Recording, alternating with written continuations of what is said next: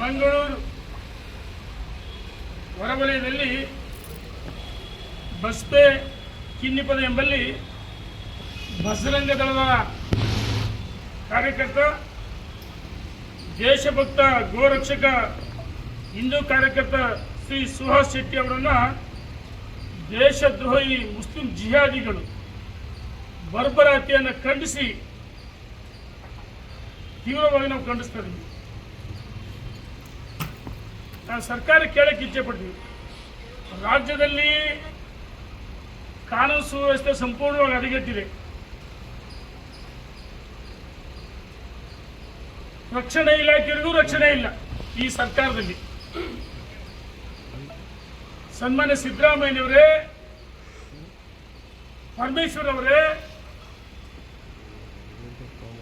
ಯಾವ ರೀತಿ ನೀವು ರಾಜ್ಯದಲ್ಲಿ ಆಡಳಿತವನ್ನು ಕೊಡ್ತಾ ಇದ್ದೀರಿ? ಒಬ್ಬ ಹಿಂದೂ ಯುವಕ ಬರ್ಬರ ಹತ್ಯೆ ಮಾಡಿದಾರಲ್ಲ, ಇನ್ನೂ ಯಾರನ್ನೂ ಬಂಧಿಸಿಲ್ಲ. ಇದೇ ಮೊನ್ನೆ ಕಳೆದ 3 ದಿವಸಗಳ ಹಿಂದೆ ಮಂಗಳೂರು ನಗರದಲ್ಲಿ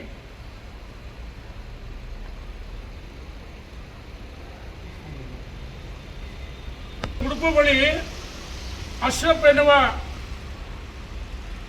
ಮುಸ್ಲಿಂ ಯುವಕರು ಕ್ರಿಕೆಟ್ ಆಡೋ ಸಂದರ್ಭದಲ್ಲಿ ಮೈದಾನದ ಒಳಗಡೆ ನುಗ್ಗಿ ಪಾಕಿಸ್ತಾನ್ ಜಿಂದಾಬಾದ್ ಅಂತ ಕೂಗಿದಂತ ಯುವಕನ ಭಾರತ ಮಾತೆಯ ಮಕ್ಕಳಿಗೆ ನೋವಾಗಿ ಎಲ್ಲ ಸ್ವಲ್ಪ ಘಟನೆಯಾಗಿದೆ. ಆ ಸಾವಿಗೆ ತನಿಖೆ ಮಾಡಲಿ, ತನಿಖೆನ ಮಾಡಿಲ್ಲ.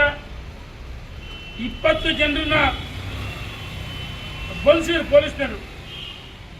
ದೀಪಕ್ ಕುಮಾರ್ ಮತ್ತು ಇತರ 19 ಜನ, ಒಟ್ಟು 20 ಜನರು ಬಂಧಿಸಿದ್ದಾರೆ. ಈ ಘಟನೆಗೆ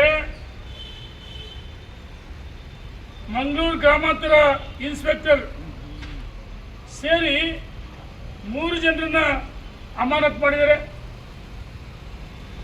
ಅರೆ, ಒಂದೇ ದಿವಸದಲ್ಲಿ 20 ಜನರ ಮೇಲೆ ಕೇಸ್ ಹಾಕಿ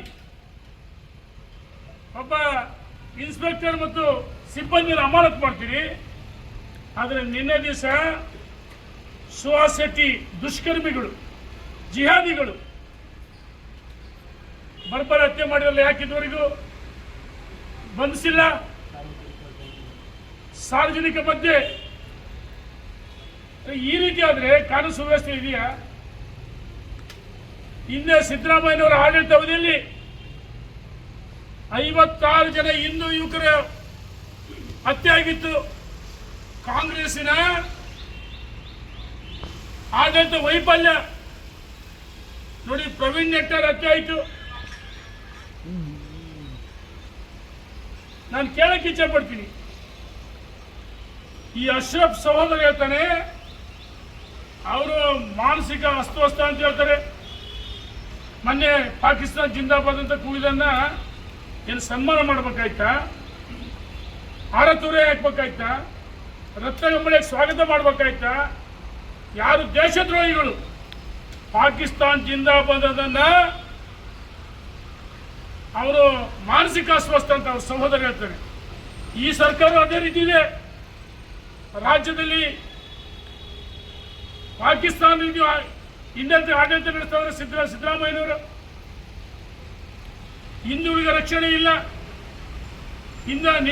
ಹಿರೇಮಠ್ ಲವ್ ಜಿಹಾದ್ ಅಂತ ಮಾಡಿ ಆ ವಿದ್ಯಾರ್ಥಿನಿ ಬಲಿ ಆತಲ್ಲ, ನಿಮ್ಮ ಸರ್ಕಾರ ಏನ್ ಕ್ರಮ ತೆಗೆದುಕೊಂಡು? ಸ್ವಾತಿ ಮೊನ್ನೆ ತಾನೇ